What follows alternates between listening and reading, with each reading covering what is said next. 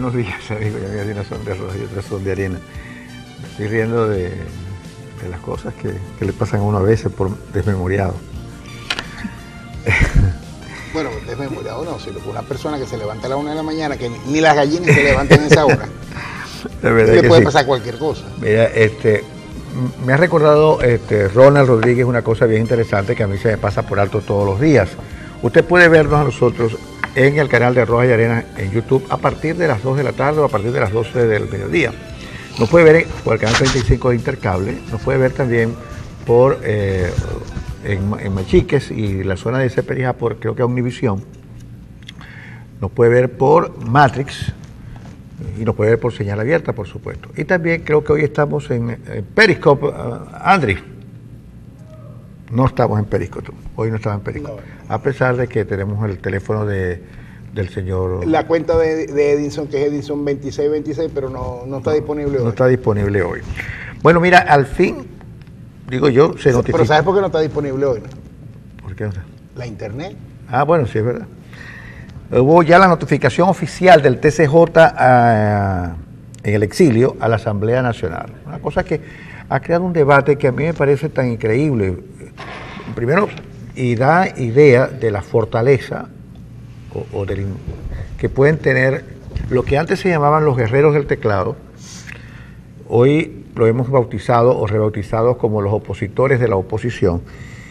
Porque la manera iracunda, la manera como ese grupo se ha expresado, con respecto a algo que todavía no se ha podido discutir porque se notificó a las 8:30 de la noche del martes 10. Del martes 10, es decir, luego que la Asamblea había terminado, por supuesto, su sesión de ese día.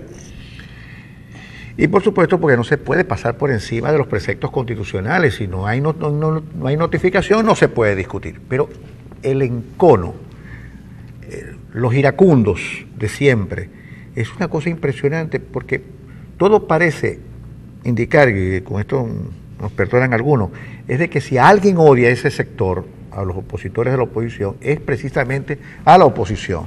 Parece que el enemigo más grande que tiene ese sector es la gente de la MUT. No hay otro enemigo, no hay otro adversario para ese grupo. Las críticas que se hacen al presidente Maduro y al régimen son pálidas frente a las que se hacen a los sectores opositores. Una cosa impresionante, ¿no? Porque está bien si hay argumentos, pero argumentos sin odio, argumentos realistas y además de realismo político, bueno, perfecto. Pero es que además es una cosa totalmente visceral. Yo le leí el tuit al señor Aristilleta Granco, que es un héroe del 23 de enero. Del 23 de enero del 58. Del 58. Es un héroe de esa jornada y a él se le agradece todas las cosas que pudo haber hecho en secreto o públicamente, porque bueno, de hecho, de eso se trata, de que le rindamos honores a nuestros héroes. El doctor Aristilleta Granco es un héroe del 58. Pero yo leí el tuit de Aristilleta Granco y yo creo que Aristilleta Granco no odia tanto o no tiene tanto encono contra el régimen que nos tiene en estas circunstancias como las que le tiene a la gente de la MUT. Una cosa impresionante. Yo leí un Twitter de la ex magistrada de la Corte Suprema de Justicia, Blanca Rosa Mármol de León, y la señora, con todo el respeto que a mí me merece, pero decir, como dice, que Omar Barbosa, presidente de la Asamblea Nacional, le regaló una semana más a Maduro y después lo cambió. Y después que lo cambió nos agregó otro donde decía que la Asamblea Nacional debería ponerse en sesión permanente hasta resolver el tema del presidente Maduro. Creo que es un apresuramiento interesado, además de que es una media verdad o una verdad a media. Ella mejor que nadie debe saber, como magistrada que fue, como docente universitaria de la Facultad de Ciencias Jurídicas y Políticas de la Universidad Central que fue, ella debe saber que el derecho tiene su forma, sus formas, su rigurosidad, su fondo de estudio de la materia, y que no se puede despachar a la ligera. Fíjate también lo que está pasando y el 3 y 2 en el que se encuentra la Asamblea Nacional hoy día. Tienen que ponerse y pensar en frío, porque en el estado actual de cosas que que se vive en este país, nunca se olvide del estado actual de cosas que tenemos en este país. Hay que ser muy cuidadosos. Fíjate tú que Gaby Arellano, diputada a la Asamblea Nacional por X, Y o Z, estaba en Bogotá durante las deliberaciones del Tribunal Supremo en el Exilio, y a ella fue la que usó el Tribunal Supremo del Exilio de mensajera oficiosa para que trajera el documento físico. El documento físico. Ella se vino de Bogotá, tengo entendido que el lunes en la noche, y tuvo que inmediatamente enconcharse porque solamente por ser la emisaria de ese documento ya tiene una orden de aprehensión por parte del Poder Judicial.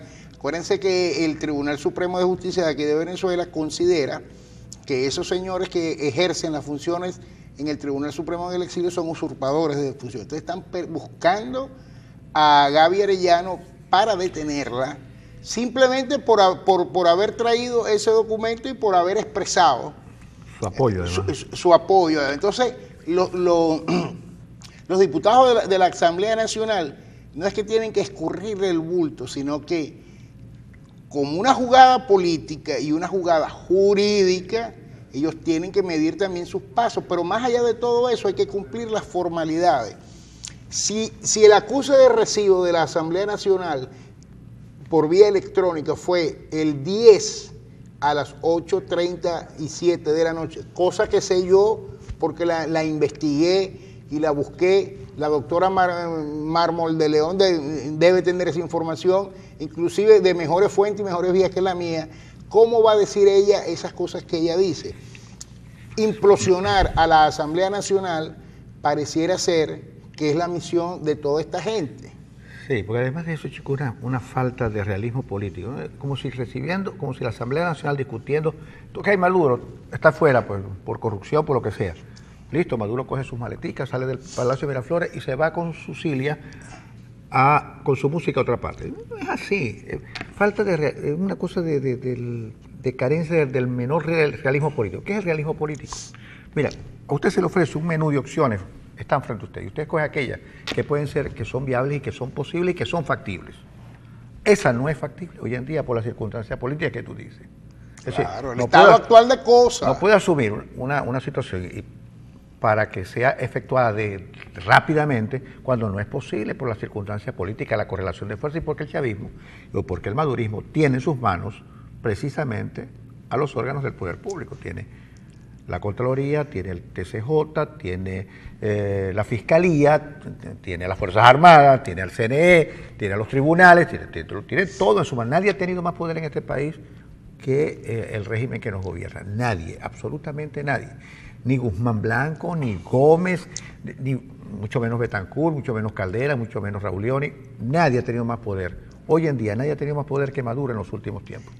Y otra cosa, Ender, que en ese manejo de la información se utilizan verdades y medias verdades. Fíjate tú cómo es el procedimiento.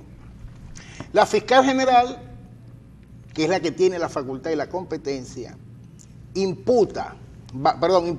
va al Tribunal Supremo a presentar una petición de enjuiciamiento del presidente de la República por X, Y o Z razones y circunstancias.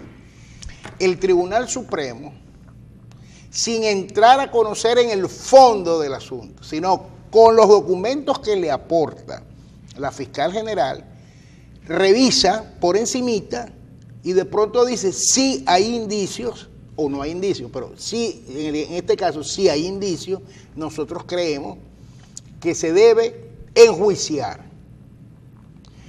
Cuando el Tribunal Supremo dice eso, el artículo 266 de la Constitución Nacional establece que, como decía ayer, para continuar el juicio, o sea, para entrar a conocer en la materia, se necesita la aprobación de la Asamblea Nacional. Eso quiere decir que el Tribunal Supremo debe decirle a la Asamblea Nacional, señores, miren, de acuerdo a todo esto que nos ha presentado la fiscal general, nosotros creemos que hay indicios para enjuiciarlo. Para enjuiciarlo. Entonces la Asamblea Nacional pondera todos esos argumentos y dice, bueno, nosotros también creemos. Eso es lo que se conoce como la calificación del antejuicio de mérito, prerrogativa que tienen los altos funcionarios del Estado. Entonces, la Asamblea Nacional dice, sí, nosotros también vemos mérito, indicios para que se enjuicie al presidente y por eso autorizamos a que se abra un juicio. Entonces, cuando la Asamblea Nacional toma esa decisión, simplemente lo que le dice es al Tribunal Supremo, continúe. Pero continúe ¿qué? Hay que abrir ahora un juicio, y un juicio tiene todo un procedimiento, tienen unos lapsos, tienen unas metas, unos lapsos que deben cumplirse. Hay que evacuar pruebas, testigos, llamar a las partes, o sea, no es que esto es una decisión ipso facto, hay que hacer un juicio.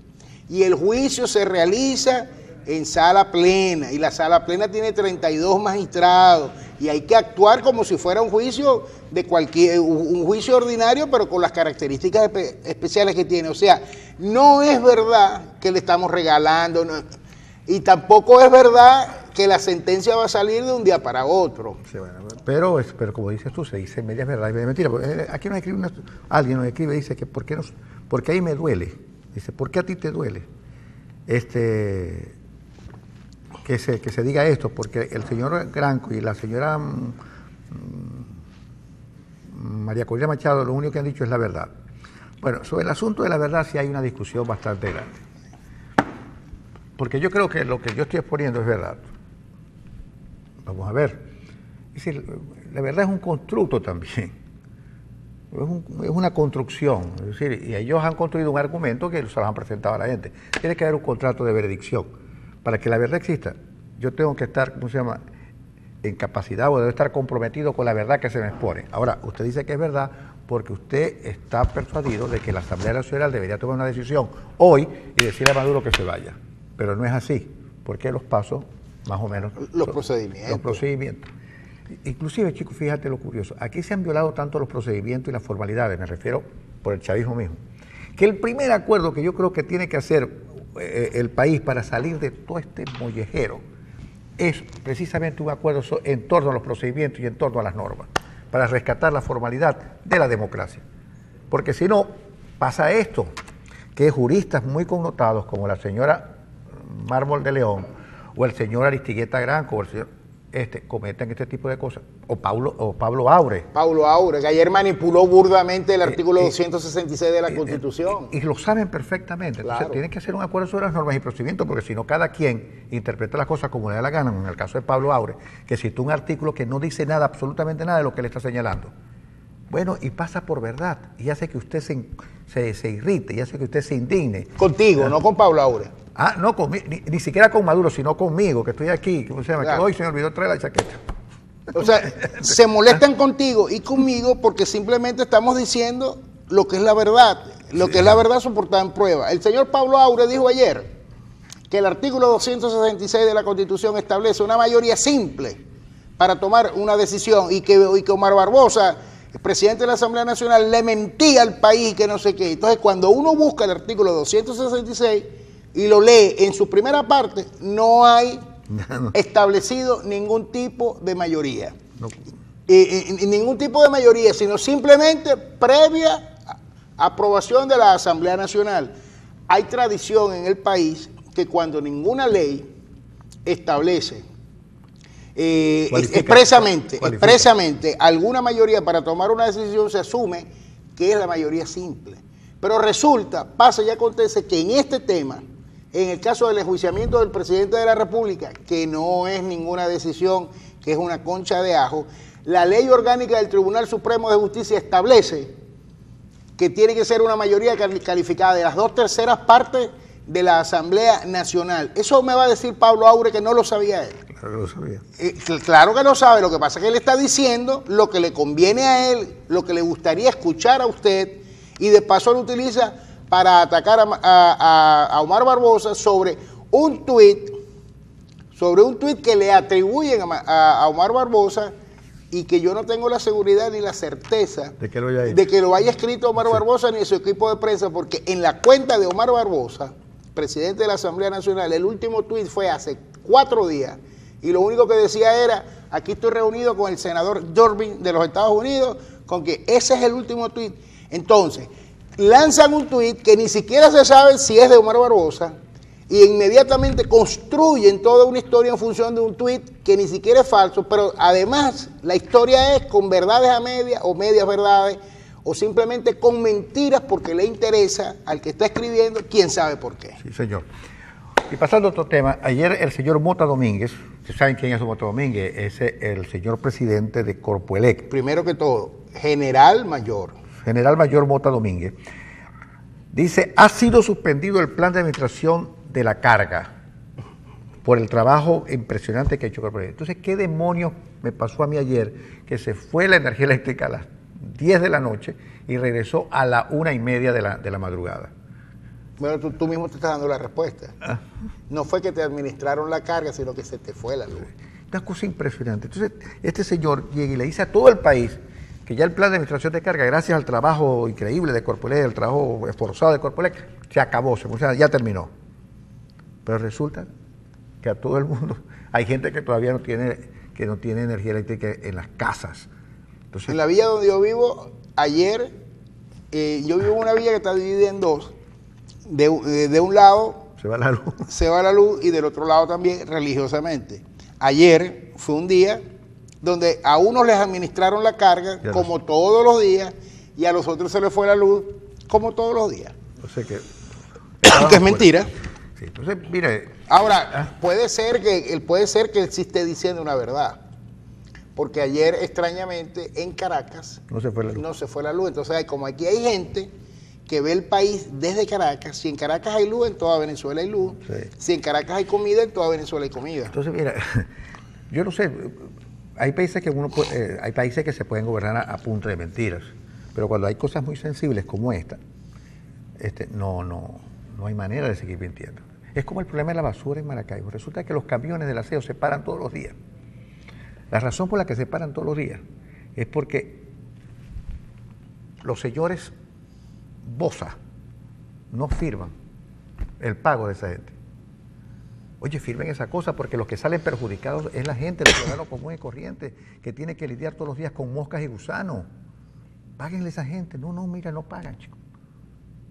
Es una cosa impresionante. Es decir, el alcalde, oye, alcalde Willy Casanova, métele las cabras en el corral a esta gente, a este par de muchachones, que realmente te tienen las buenas intenciones que tú puedas tener, te las tienen prácticamente en ascuas, chicos.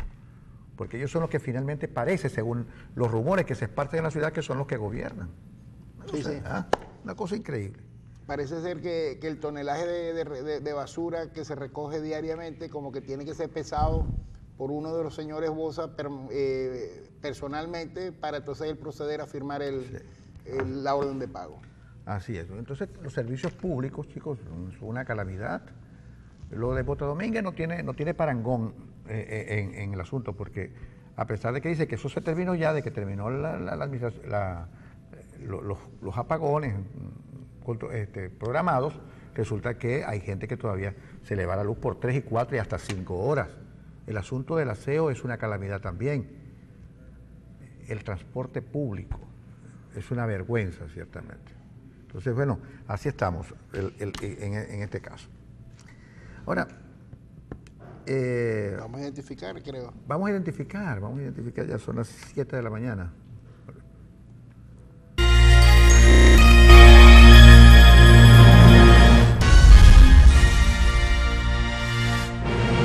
Aquí seguimos. Seguimos Ronald Rodríguez y Ender Arenas. En unas son de Rojas y otras son de Arenas. Hay gente que se extraña porque Rojas está haciendo su diligencia, sus cosas. En México, donde se bate el cobre en estos días. Bueno, en realidad donde se bate el cobre en estos días es Lima, Perú. En Lima, Perú. Nos acompaña en esta sesión del programa Negal Morales. Negal Morales. Ustedes dirán ese nombre, bueno, tiene las letras alternas de Ángel, pero me estaba explicando. Así es. Negal Morales es el secretario de la Asamblea Nacional. Y qué bueno que llegaste, porque hay varios mensajes, porque nosotros hacíamos toda una introducción sobre el problema, el impasse que ha surgido entre alguna gente que es muy activa en las redes, pidiéndole a la Asamblea que definitivamente, aun cuando no haya recibido la notificación del TCJ en el exilio, que ya no era necesario inclusive, porque la situación es tan precaria y tan mala de que era necesario que la Asamblea dijera, chao, Maduro. Entonces, incluso ahí ya hay mensajes recriminándonos a nosotros, a los dos, de que tenemos una posición en la cual decimos que las cosas no son así, que hay que cumplir ciertos procedimientos y ciertos procesos. Por ejemplo, te dice, pues sí es amigo. Bueno, este es otro. ¿Por qué a ti te duele tanto que hablen mal de la moribunda oposición el señor Aristigueta Granco, al igual que Machado, siempre ha hablado de la verdad, y eso a ti te duele? Hablando porque ellos han llevado la voz cantante en este asunto. Y nos preguntan a mí qué es de la vida de Henry Ramos. ¿Tú sabes de la vida de Henry Ramos? Claro, almorcé con él anteayer antes de venirme. Me pidió que le diera un saludo a la dirección política del partido y en especial al movimiento sindical. Pero yo quería aprovechar de decirte, Ender, que es que pareciera que los venezolanos muchas veces por el inmediatismo, la desesperación, que es válida, que hay que entenderla, pero se nos olvidan los acontecimientos. Entonces, por una cosa o un malentendido o por una apreciación que pueda tener en algún momento el pueblo venezolano, inmediatamente entonces le cae a palo.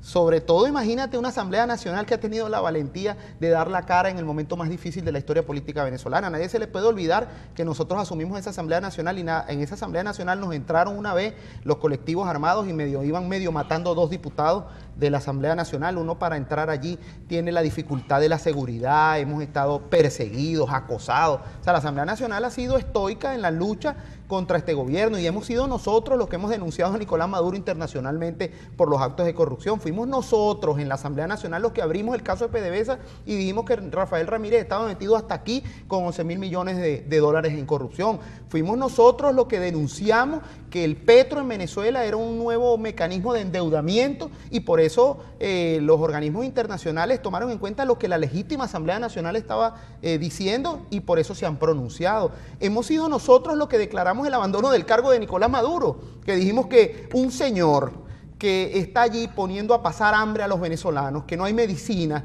que el desastre de los servicios públicos es terrible. Aquí mismo en Maracaibo, ayer pasé prácticamente todo el día aquí sin luz. O sea, tienen a este pueblo sufriendo, que se le dañen los alimentos, los equipos. Esto es un desastre de país en el que estamos viviendo y hemos sido nosotros los que hemos denunciado. Entonces, si alguien tiene credibilidad para hablarle al país cara a cara y decirle las cosas como son, es esta Asamblea Nacional. Entonces, en este caso, aprovecho la oportunidad extraordinaria que ustedes me dan en su programa para decirles que nosotros estábamos esperando el oficio porque no podíamos actuar en un Parlamento Nacional por noticia crimini.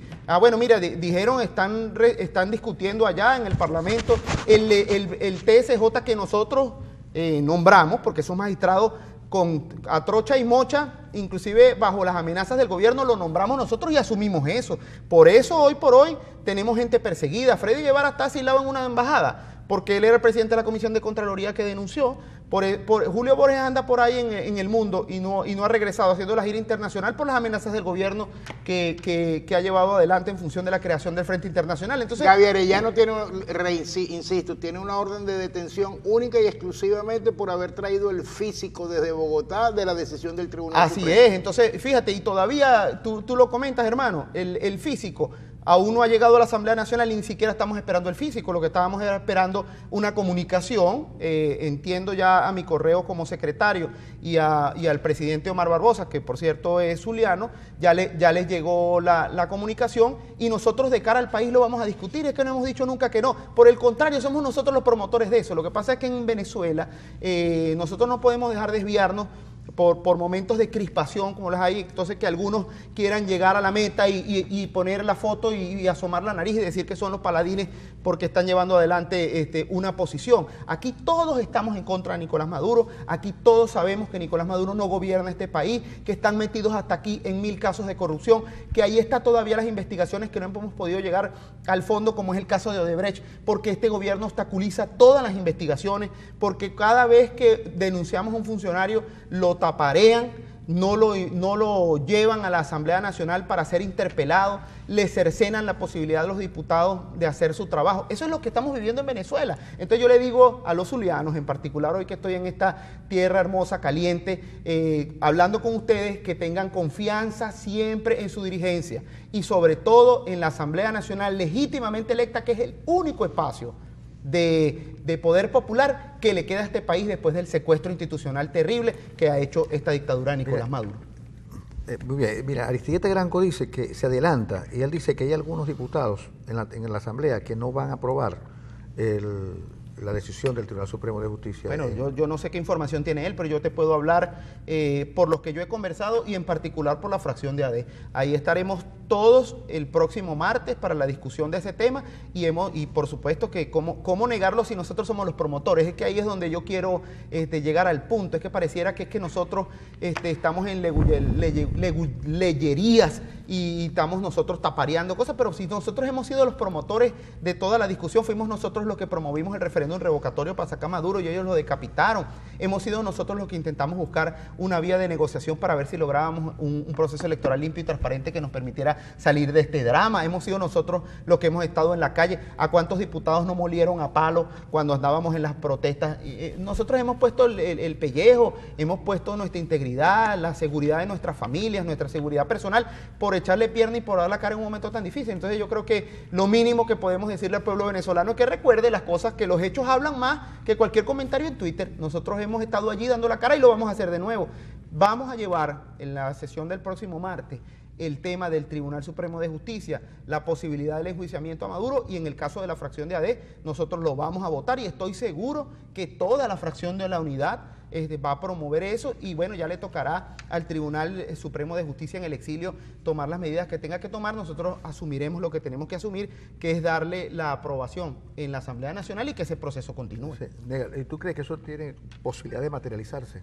Bueno, mira, yo siempre he sido muy cauto en ese tipo de cosas porque el país está buscando esperanzas en alguna parte. Cuando la gente voltea hacia un lado y ve lo que está haciendo el gobierno con el parapeto electoral, y todo el mundo sabe que eso del 20 de mayo no son unas elecciones. Eso del 20 de mayo es una cosa diseñada por el gobierno para intentar darse un baño de legitimidad. Nadie se los cree. Aquí nosotros ya sabemos que la película de las elecciones regionales en Lara, por ejemplo, que hay un candidato que está ahí en la calle recorriendo en Lara, después de que las encuestas daban que ese candidato iba a ser reelecto, pues entonces, mira, nos ganaron por 20 puntos. ¿Qué cosa? Que la culpa es de 2, 3 partidos que no me ayudaron. Ese es el mismo libreto para el 21. O sea, bueno, volvimos a perder. Mira, hubiésemos podido ganar si otros nos ayudaban, pero al final es intentar darle un baño a Nicolás Maduro de legitimidad y eso no nos vamos a prestar nosotros. Entonces, ante esa posibilidad, que la gente sabe que hoy no hay condiciones para salir democráticamente de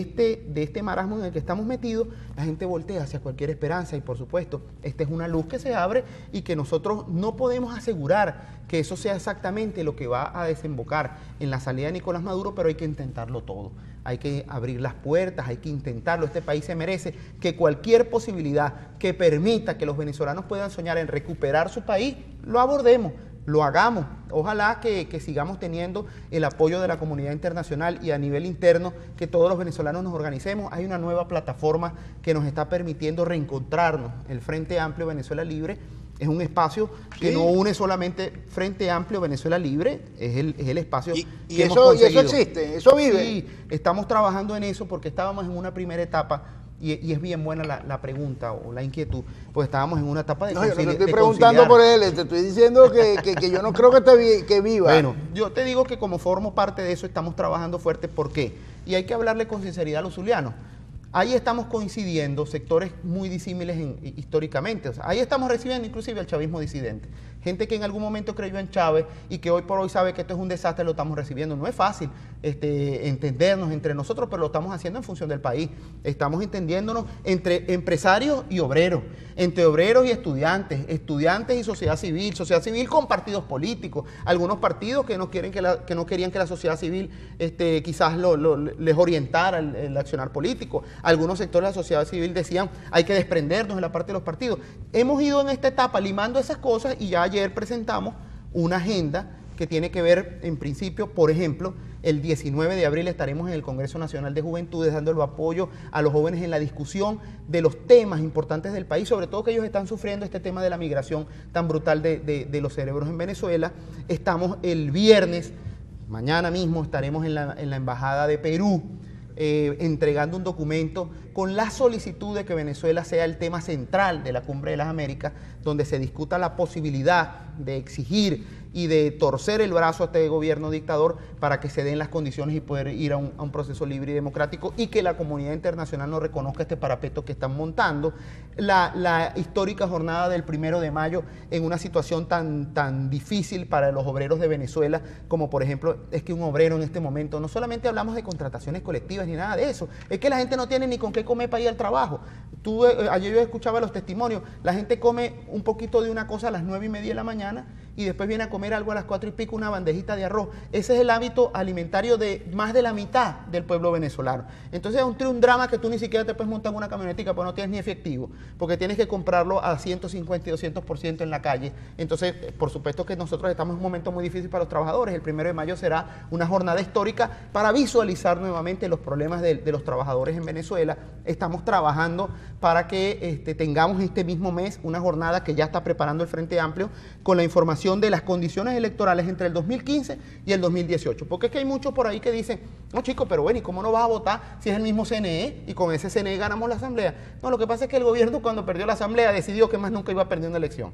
Entonces a partir de ese momento comenzó con el parapeto también que tiene montado de ese suprapoder que manda sobre todo el oráculo que existe, que es la Asamblea Nacional Constituyente, que se mete de entrépita en todo, decapita poderes públicos, convoca elecciones, genera resoluciones. Bueno, es una especie de poder omnímodo que manda a todo el mundo. Con esa dictadura a través de la constituyente, entonces convocaron este proceso electoral recortando los lapsos, recortando la observación internacional. Bueno, recortándola no existe, porque esa gente que viene ahí con un chalequito a decir que esto está muy chévere, no tiene ninguna credibilidad. No existe sino la coacción del gobierno nacional a través de los puntos rojos, del carnet de la patria, de los CLAP, el plan República que saca a los testigos de los centros. Entonces, esas condiciones han venido en detrimento del 2015 para acá, y entonces eso lo vamos a denunciar y además decirle al país cuáles son las condiciones que se están exigiendo para que haya un proceso legal. Ahora, está muy bien, porque eso nos daría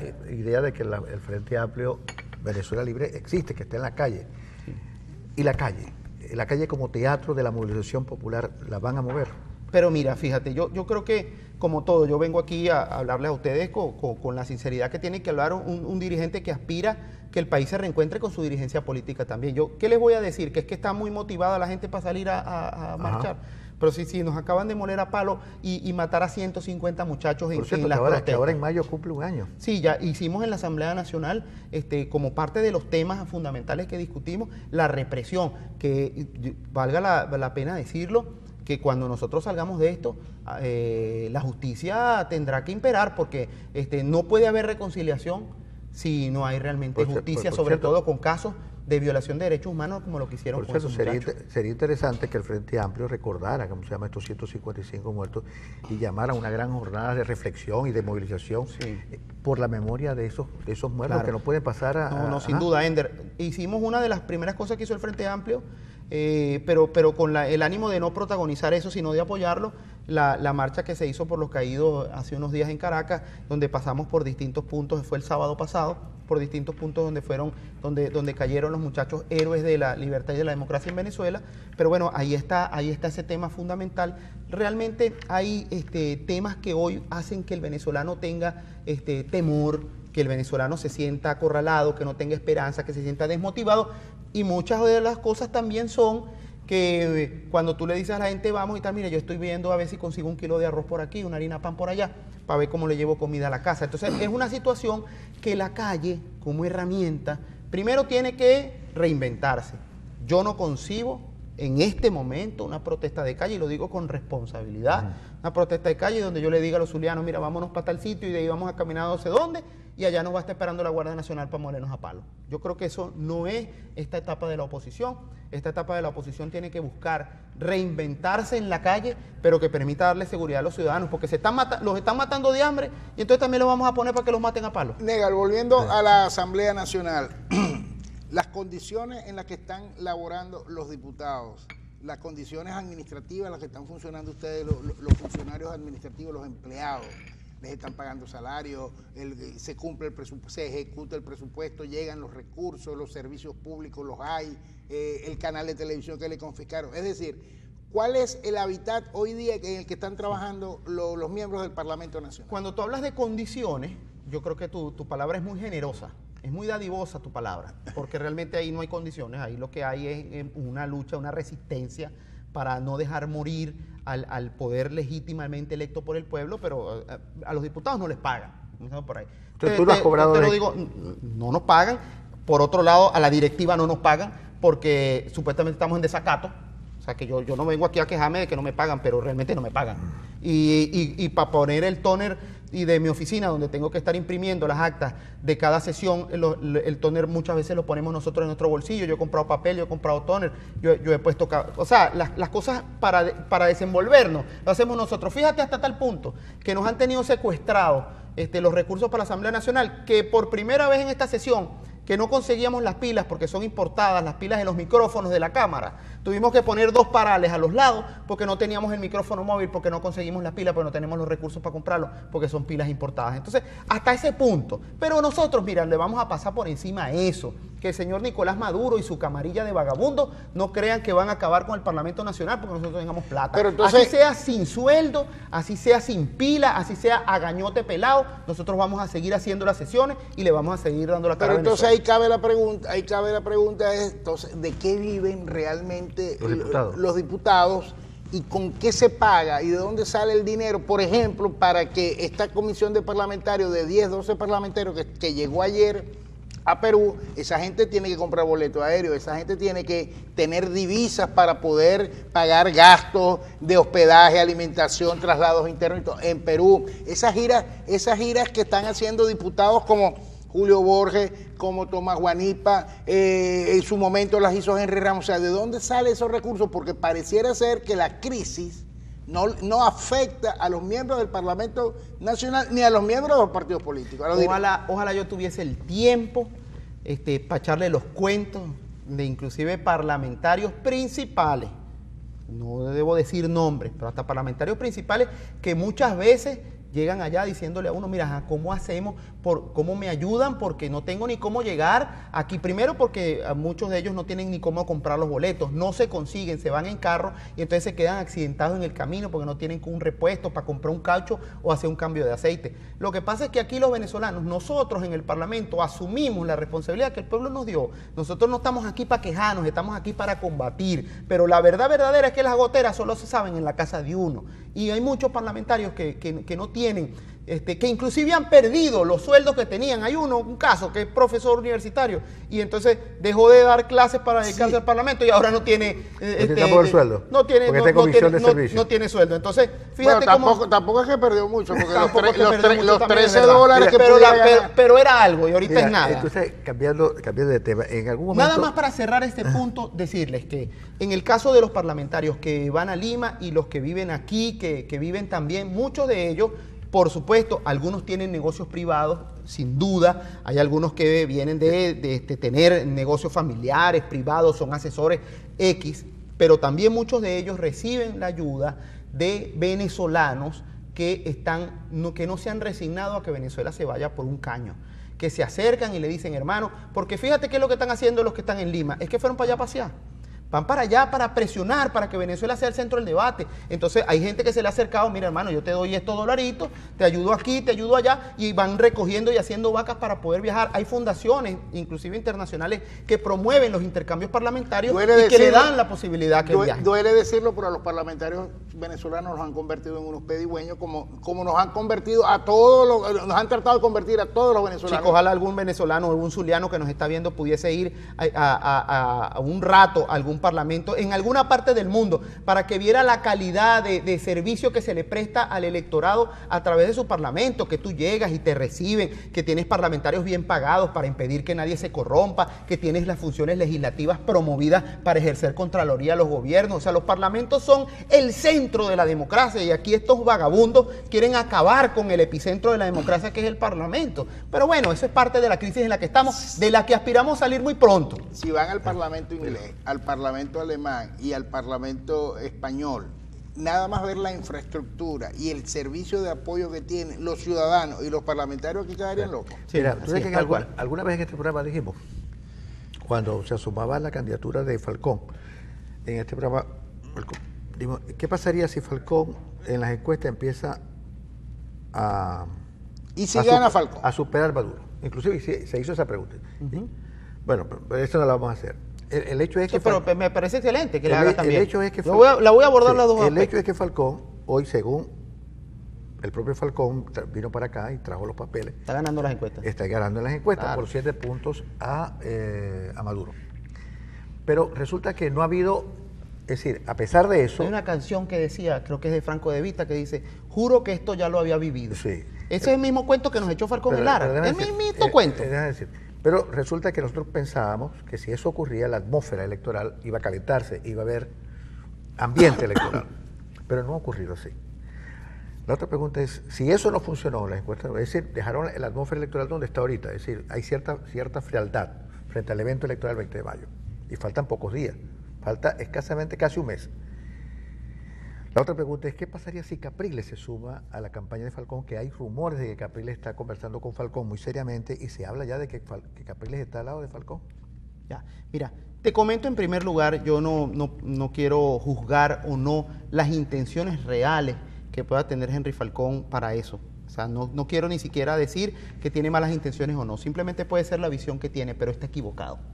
Está equivocado porque es la segunda vez que se equivoca, porque se equivocó en Lara cuando decía que iba ganando por 20 puntos en las encuestas y al día siguiente de las elecciones dijo que había perdido porque algunos partidos no lo habían ayudado. ¿Qué es lo que va a decir ahora el 21?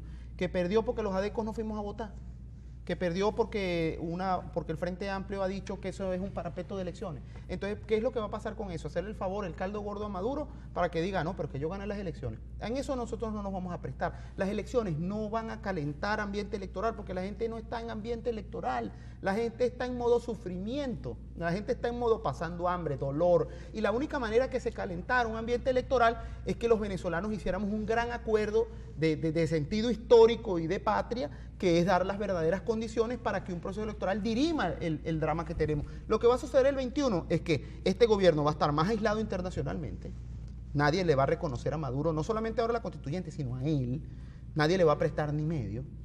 Los venezolanos vamos a estar más fraccionados porque una parte de la población que quería ir a votar, pues yo quiero ir a votar, pero a votar para elegir, no a votar para hacer el caldo gordo a él. Entonces, una parte de la población vamos a sentir que fuimos excluidos de la posibilidad de cambiar el gobierno democráticamente, entonces estaremos excluidos por este gobierno, no habrá gobernabilidad y los problemas se van a profundizar. Pero no es por nosotros ni por las sanciones, porque además vale la pena decir que las sanciones son directamente a funcionarios que en primer lugar han violado derechos humanos o que están metidos hasta aquí al cuello en casos de corrupción. Entonces no es las sanciones, es que el gobierno se empeñó en no entender que la única manera de reconciliar a un pueblo para salir adelante es dar las condiciones transparentes para que todo el mundo respete lo que sucede en un proceso electoral. Y eso no va a suceder el 20 de mayo. ¿Tú estás consciente de que al menos 2 dirigentes importantes de Acción Democrática del Estado Zulia no solamente han estado aspirando, sino que quieren ser los jefes de campaña en el Zulia de la candidatura de Henry Falcón? ¿Estás enterado de eso? Yo creo que si están haciendo eso algún dirigente de Acción Entonces, Democrática... espaldas de la Dirección Nacional. No, sin duda. O sea, es una iniciativa propia. La Dirección Política de Acción Democrática ha sido clara, meridional en ese aspecto. Nosotros no estamos apoyando ese proceso. Estamos en un tema de concientizar más bien a los venezolanos de que ir a votar el 20 bajo esas condiciones no es votar, es hacerle el caldo al gobierno. Y por otro lado, de pelear por mejores condiciones. Eso es otra cosa. Ustedes me decían, ¿y si gana Falcón? Hermano, este proceso está condenado desde el primer día, desde que fue convocado por la Asamblea Nacional Constituyente, recortando de 380 días para el proceso a 90, recortando la campaña electoral del 2012, que fue 100 días, recortándolo a 29, 30 días de campaña, sorteando los miembros de mesa casi que cruzados con los listados del PSV, desde que tienen allí los puntos rojos, los claves, el carnet de la patria, el plan República, sin veeduría internacional, con los miembros de mesa de ellos, con el CNE de ellos. Este proceso está condenado desde el primer día a ser un parapeto. Entonces eso no es que aquí nadie va a tener ambiente electoral, ni nadie va a llevarse ninguna sorpresa, y eso es mentira, que van a venir, esa es una expectativa que genera el gobierno. Ay, y si gana Falcón, imagínate tú, ¿cómo va a ganar Falcón si el gobierno desde el primer día tiene condenado el proceso? Eso le va a hacer lo mismo que le hizo en Lara. Lo único que falta son las elecciones, porque ya está. No, ya está el resultado totalmente. Cantado. Lo que nosotros los venezolanos tenemos es que reponernos a eso. Mira, cuando hicimos el acto ayer con los sindicalistas, que era para celebrar los 118 años del nacimiento de Balmores Rodríguez.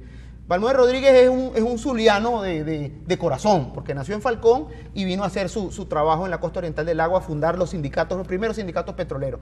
Balmores fue el presidente del Congreso cuando cayó el gobierno de Rómulo Gallego y había sido ministro del trienio con Betancur. Fueron los fundadores de llevarle nuevamente la soberanía al pueblo. En Venezuela, antes de la Revolución de Octubre, desde la fundación de la República, aquí las votaciones se hacían por segundo y tercer grado. Los concejales que se elegían votaban por unos diputados que iban al Congreso y los diputados legislativos iban a elegir a los senadores, y ahí es que se elegía al presidente. Y desde 1810 hasta 1945, revisa la historia venezolana, hubo 3 experiencias civiles que inmediatamente las decapitaron, comenzando por la más conocida por los venezolanos, que es la del doctor Vargas, que inmediatamente Carlos Sublé, que era el vicepresidente de la República, lo decapitó y tuvo que venir Páez a reinstitucionalizarlo, y al final tuvo que renunciar. Venezuela ha estado marcado por la impronta militar y militarista, y este gobierno es el más militarista de todo, porque el presidente ni siquiera influencia tiene en la Fuerza Armada, sino que más bien tiene que hacer concesiones. Entonces, al final, lo que destacamos ayer en el acto de Balmores Rodríguez es que Venezuela ha pasado por dramas difíciles, pero siempre en la búsqueda de la conquista del voto libre y democrático. Se lo dimos a la mujer, se lo dimos a los analfabetas, lo hicimos universal y secreto, lo vamos a lograr nuevamente. Mira, legal, vamos a ir al corte, pero cuando volvemos a caer en ese punto, porque es bien interesante lo que has dicho, en el sentido de que AD, la historia de Venezuela del siglo XX está escrita por AD en buena parte, en una gran parte.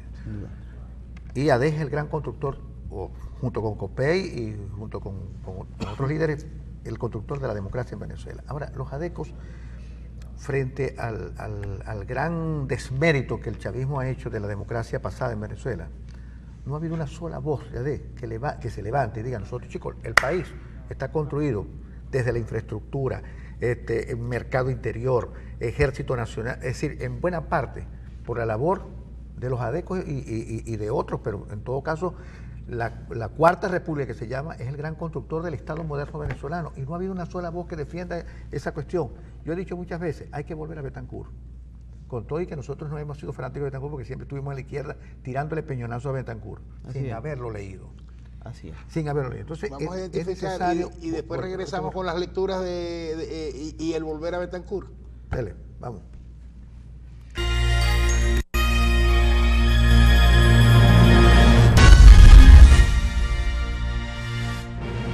Aquí seguimos. En De la Arena hay que leer a Betancur, chicos. No, yo lo he dicho muchas veces. No, pero tremendo clásico el que se tiraron ustedes ahí con Johnny Nash. Por favor. No, porque esto es mi vieja discoteca. Sí.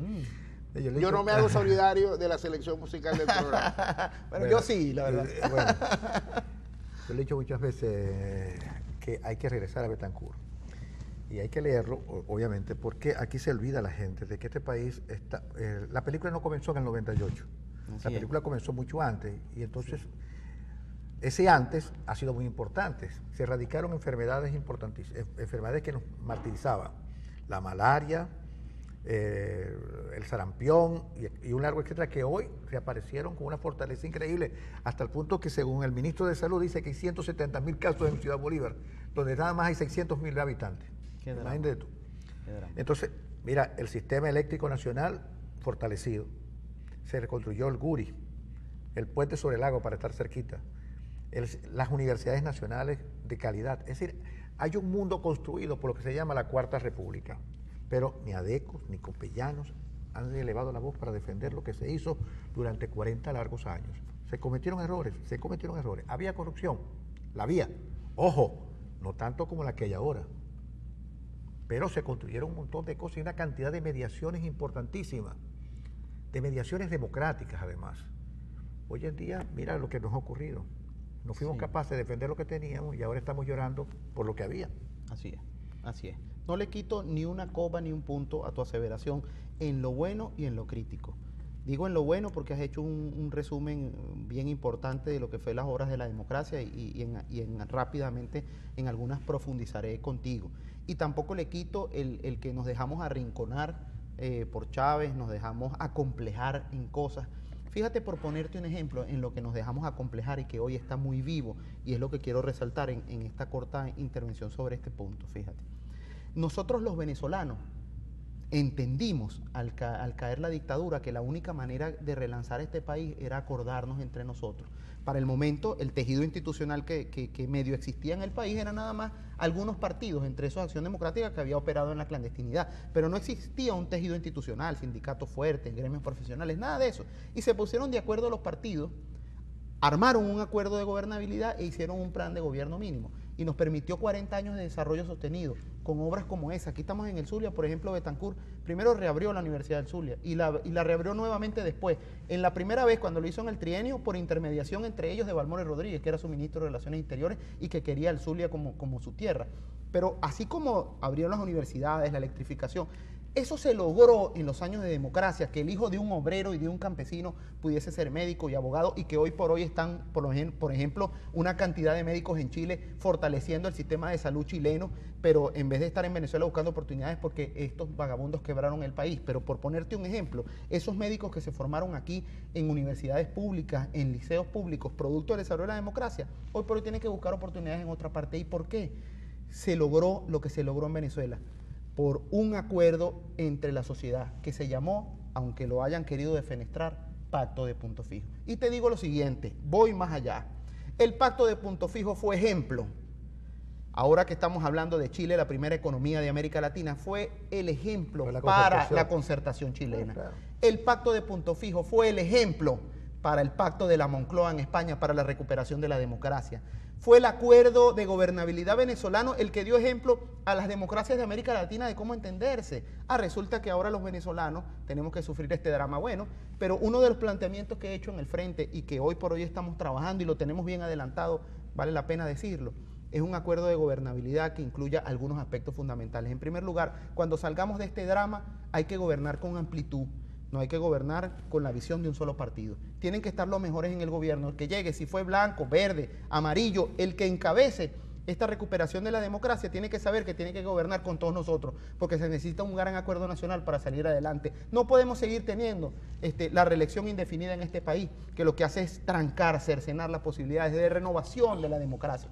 Hay que fortalecer las instituciones que llegan más cercanas al ciudadano, porque una de las cosas que nos pasó en la democracia es que construimos un país, pero no tuvimos capacidad de respuesta rápida ante las demandas que había de grandes cordones que se fueron a las grandes ciudades y tenían entonces los cordones en los barrios de miseria que no pudimos en ese momento reinventarnos. La descentralización fue una respuesta, pero tardía. Y llegó el vengador anónimo a querernos freír la cabeza a los adecos y a los copellanos, y hoy por hoy miren el desastre que tenemos. Ojalá que pusieran algunos discursos de ese ilustre prócer que decía que iba a cambiar todas las cosas. Claro que las cambió, nos llevó al mar de la felicidad cubana, porque la libreta de razonamiento es hoy la caja de clap. Ese desastre tenemos que remontarlo y hay que tener un programa mínimo que permita que rescatemos la producción nacional, que le digamos al país que nosotros no aspiramos que la caja de clap sea la economía, que nosotros lo que queremos es que haya un sueldo, un salario digno que permita que la gente vaya otra vez a comprar los productos que necesita, que logramos que el Estado se circunscriba a lo que tiene que circunscribirse, por ejemplo,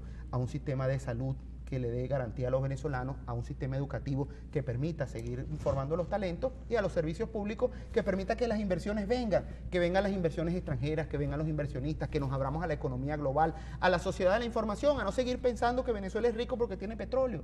En este momento la economía que genera Facebook, Google, Apple y Amazon es más importante que la economía que genera el petróleo venezolano y el canal de Panamá. Entonces, los emprendimientos en el mundo ya no tienen que formar parte netamente de los recursos naturales, sino la sociedad de la información. Estuviste en Maracaibo desde ayer, estuviste en Cabima en un acto sindical, hoy seguramente también vas a estar buena parte por la ciudad. Háblanos de una sombra, y cuando digo sombra es porque uno sabe que está ahí, que uno la siente y uno la percibe, o como el viento, pero no lo ve. Háblanos de la sombra de lo que fue el gran partido del pueblo, Acción Democrática en el Zulia. ¿Dónde está? ¿Qué están haciendo? ¿Quiénes son sus rostros? O sea, así como dice la gaita, háblame de Maracaibo, chico, háblame del Zulia, de la Acción Democrática en el Zulia. Y háblame de Acción Democrática. Bueno, sí. Claro que como adeco me duele que me le diga sombra a mi partido, pero también tengo que hacer autocríticas y reflexiones en una sociedad que ha caído en crisis en todas sus instituciones. Una de las instituciones que ha caído en crisis son los partidos políticos, sin duda, y ahí la mayor responsabilidad la tiene el Partido del Pueblo. Pero fíjate, en el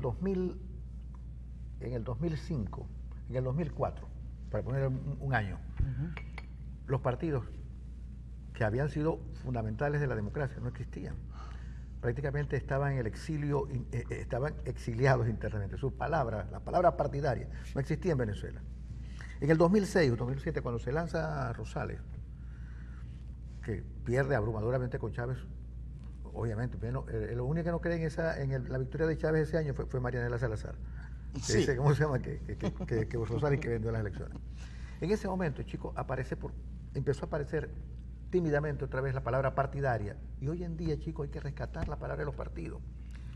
Pero no se puede rescatar la palabra de los partidos si nosotros tenemos a los opositores de la oposición que todos los días, cotidianamente, tratan de socavar las bases de legitimidad de esa nueva palabra partidaria que es la que tenemos y que es la que hay, porque si no hay partidos, no va a haber democracia. Totalmente. Yo estoy de acuerdo contigo. Hay que hacer un nuevo gran acuerdo. Y ese acuerdo pasa primero por un acuerdo institucional. Incluso yo le pongo un nombre odiosísimo, que yo cuando estaba en la izquierda lo criticaba mucho. Yo creo que en Venezuela hay que hacer un estado de franquicia, un nuevo estado de franquicia. ¿Y qué significa eso? Un gran acuerdo institucional. Mira, chicos, vamos, un acuerdo institucional que garantice que volver a rescatar las instituciones, que las instituciones estén en las mejores manos y que existan cuotas de poder para poder hacer un acuerdo institucional y luego garantizar un acuerdo del que tú dices, un acuerdo sustantivo por la democracia, por el desarrollo, por la dignidad del pueblo, por la dignidad del ciudadano. Pero primero tiene que haber un acuerdo institucional. Si no hay acuerdo institucional, si no hay el rescate de las instituciones, vamos a tener a Maduro por un largo rato todavía. Yo no libre de eso, claro que sí. Pero coincido plenamente contigo y el planteamiento central sobre eso de la crisis de los partidos es una realidad.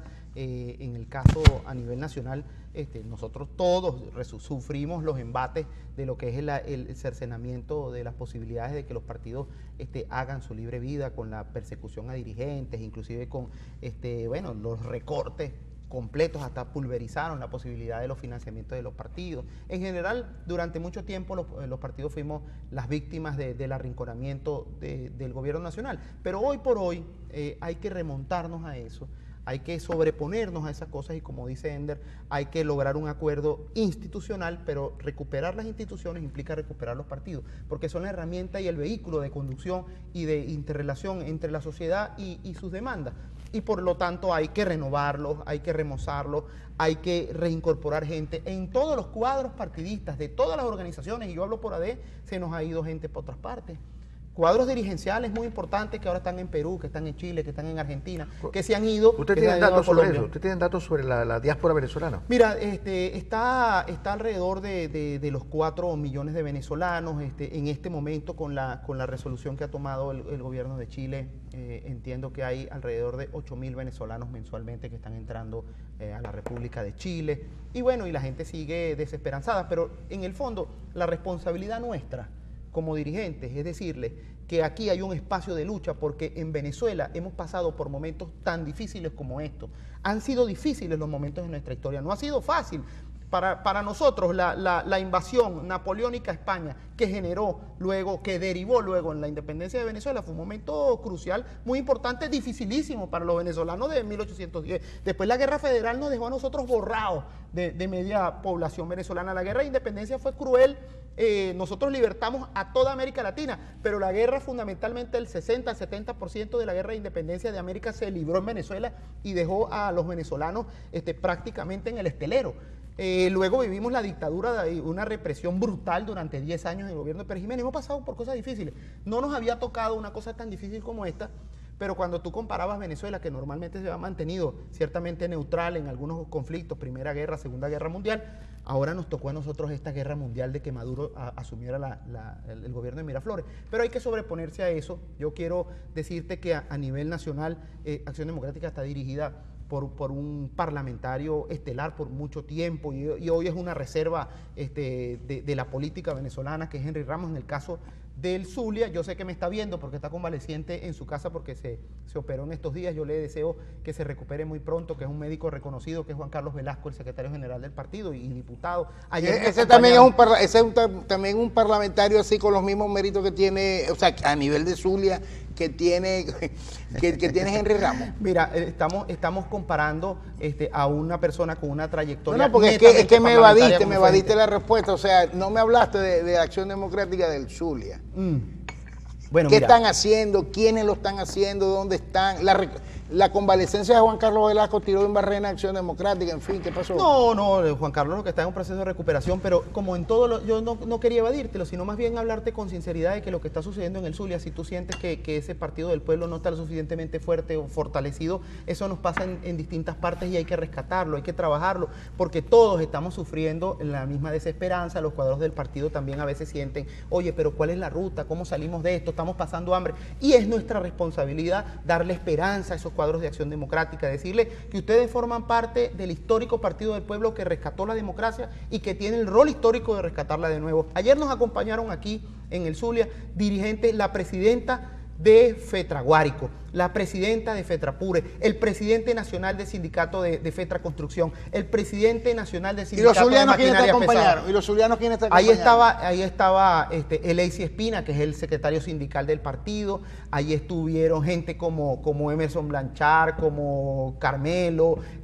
Juan Carlos Briceño, el secretario de organización del partido, toda la dirección política de la costa oriental del lago, gente de los sindicatos de trabajadores y empleados obreros. No estuvo Alenis, estuvo un rato Hernán Alemán, a quien saludé con mucho cariño porque lo veo permanentemente en la Asamblea Nacional, pero realmente yo me sentí en mi casa con calor zuliano y con afecto. Fue una asamblea bonita, llena de sentimiento obrero y con mucha esperanza de lo que es el rol del movimiento sindical hacia el futuro, porque tienen que ser la cabeza. ¿Tú eres dirigente sindical? No, yo vine como dirigente del partido y como secretario de la Asamblea a darles un mensaje a mi glorioso, histórico, vanguardista y luchador movimiento sindical. Te voy a preguntar algo. AD en las elecciones pasadas regionales eligió 4 gobernadores. 4, ¿verdad? Eran 4 gobernadores. Sí. Sobre esos gobernadores se ha dicho de todo, pero están gobernando, están allí. Inclusive, ahí me dio cierto gusto, por morbo, que la señora Gómez del Táchira sentó en una silla muy desvencijada al protector del Táchira y le inventó la plana y le dijo 4 cosas al tipo. Es decir, ¿qué van a hacer ustedes con esa gente? ¿Ya los volvieron a reincorporar? Sí, mira. Porque yo creo que tomaron la decisión correcta, participar en ese proceso electoral. Yo creo que fue la decisión correcta. Aquí tuvimos una equivocación grande. El señor Juan Pablo Guanipa, que ganó las elecciones y las ganó bien, por razones las que él considere dignas o no, lo que sea, yo creo que cometió una equivocación. Okay. Se volvieron a hacer elecciones y quedó en manos. Fíjate que los arrodillados terminaron arrinconados. Los entre comillas, arrodillados que fueron a subordinarse a la Asamblea Nacional, terminaron en un acto privado, en una oficina oscura, con unas cortinas horribles y una fotografía, porque eso fue lo único que quedó del acto de subordinación con la Asamblea Nacional. Y como dices tú, ahí están gobernando. Por lo menos tienen una tribuna para decir cosas. Y para denunciar cosas. ¿Me entiendes? Igual hubiese pasado aquí. Yo creo que era una... pero acuérdate que esos 4 gobernadores de Acción Democrática que se fueron a juramentar están gobernando en contra del partido, o sea, de la decisión del partido. Te estoy preguntando, ¿qué van a hacer con ellos? No, mira, realmente Acción Democrática en su momento le dijo a sus gobernadores que fueran y consultaran con su pueblo y que ellos trajeran para acá la respuesta de lo que iba a pasar. Yo estuve en una reunión cuando Henry le dice, mira, yo creo que ustedes tienen que tomar la decisión en función de lo que les digan sus electores allá. Y bueno, y ahí la conciencia de ustedes frente a su electorado, ¿cuál va a ser? Al final ellos fueron en su momento separados de la militancia partidista, pero yo creo que hay que hablarle con sinceridad a la gente. O sea, en el Táchira, Laidy gobierna con el partido y con los dirigentes de AD y con los dirigentes de todos los partidos y está gobernando y está buscando soluciones, intentando ver cómo resuelve los problemas. Eso es lo mismo que hace Antonio Barreto Sira. Yo acompañé hace 2, 3 semanas a Alfredito Díaz, que me dijo, Negal, vente, acompáñame para que pases un fin de semana aquí y veas lo que estoy haciendo. Y fuimos para allá y montó unos operativos de salud. Entonces tú te metías aquí, hacían consulta de medicina interna, medicina general, odontología, había peluquería, cortaban a los muchachos el cabello, estaban inclusive hasta vendiendo unas sardinas a precios baratos. Bueno, es la lucha social de esos gobernadores y al final son el sentimiento adeco, pues en algún momento formalmente habrá ese ese reencuentro, esa reconciliación, pero en el momento, hoy por hoy, y lo tengo que decir con sinceridad, esos gobernadores están gobernando con su partido, gobernando con su gente, gobernando con su pueblo y buscando soluciones. Y yo creo que son un bastión democrático que ahí tenemos. Lamentablemente, ojalá pudiésemos tener las condiciones para participar en una presidencial y lograr ese cambio. No lo vamos a lograr por esa vía, pero vamos a seguir presionando. Y mi mensaje, porque sé que nos queda poco tiempo, es decirle a los zulianos que sí hay esperanza de seguir luchando. A los muchachos que tienen esa maleta hecha, los que se quedaron, los que se tienen que ir, nosotros aspiramos que puedan regresar en cualquier momento. Pero los que estamos aquí luchando vamos a seguir peleando por el rescate de la democracia, por el rescate de las instituciones, por hacer de nuestro país mejor. Y la única manera es organizarnos, participar en los espacios donde podamos alzar nuestra voz, criticar, porque vamos a producir el quiebre institucional en cualquier momento y Venezuela va a aprender de esta lección para relanzarse a crear instituciones mucho más fuertes, a crear partidos políticos con mucho más raigambre en la gente, mucho más democráticos, en más sintonía con su pueblo, crear realmente mecanismos democráticos que cada vez se perfeccionen más y que permitan que la voluntad del pueblo se respete. Ese es el gran reto de la Venezuela de futuro y, como tú dijiste, Hender, en lo que yo comparto, un gran acuerdo nacional que sea una política de Estado que nos relance en los próximos 20, 25 años de desarrollo sostenido y Venezuela pueda entonces darle la oportunidad a sus ciudadanos de vivir con servicios públicos en paz y con la capacidad de progresar y desarrollarse. Bueno, mira, muchas gracias por haber venido. No, gracias a ustedes y por el cafecito por la música. Y por la música. Hay una cantidad de mensajes, muchos mensajes hay, algunos buenos, algunos... Bueno, pero si te da chance de leer algunos buenos y algunos malos, yo me los llevo con el mayor cariño. Por ejemplo, amigo, esto no lo cambia nadie, solo Dios. Yo estoy cansado de decir en este programa que Dios no se mete en estos asuntos, Él está ocupado en estos problemas y que los venezolanos somos los únicos que podemos resolver este entuerto. Acuérdense pero recemos para que esa solución también venga, pues eso también nos ayuda. Sí, mucho. pero acuérdate del chiste que conté yo en estos días de que se estaba ahogando, le vino un botecito, Dios me salva, le vino un yate, Dios me salva, le vino un transatlántico, Dios me salva, murió ahogado. Y cuando llegó al cielo, Dios, yo tanto que te quería, ¿qué querías? Que bajara yo en persona al salvarte. Sí, mira, hay veces que Dios nos habla con distintas maneras. Claro. En estos días hablaba con Germán Carrera Damas en un posgrado de historia que estoy haciendo y me decía, mira, si no se hubiese muerto la esposa del Libertador, él hubiese sido el alcalde de San Mateo. Eso es lo que él decía. Y fíjate, hay algunos acontecimientos históricos que cambian la vida. Claro, aquí claro. Alguna cosa nos va a permitir cambiar, pero Venezuela tiene que salir de este drama. Bueno, fíjate. Y San Mateo hubiese vivido bien, chicos. Hubiese resuelto el problema del agua. Nos vamos. Nos vemos mañana.